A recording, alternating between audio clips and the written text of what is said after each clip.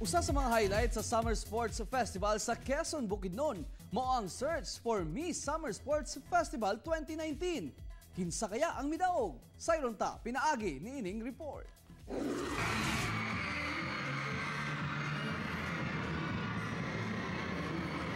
Pagawas pa lang sa mga kandidata, makabungog na siya gitna ang misugat sa ilang mga supporters. Nagpabunggahay ang mga kandidata sa shorts, sports, swimwear o creative attire.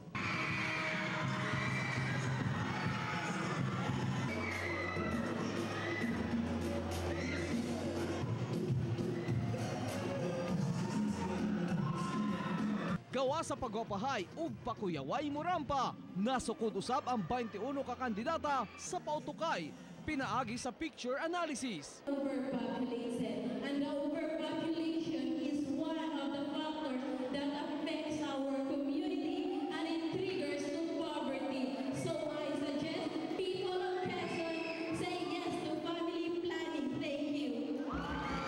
Level up ang pagtubag sa napiling 5 ka kandidata nga mismong mga hurado pa ang mihatag sa mga pangutana. What do you think the real heart of Quezon, Bukidnon?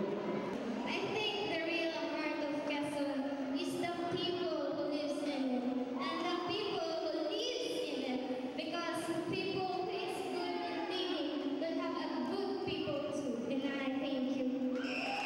Detriment to our community and society as one community, one team, one Quezon. That would be all. Thank you.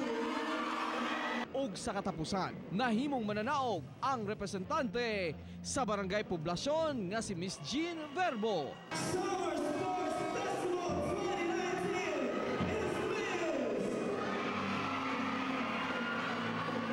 is Miss Poblacion!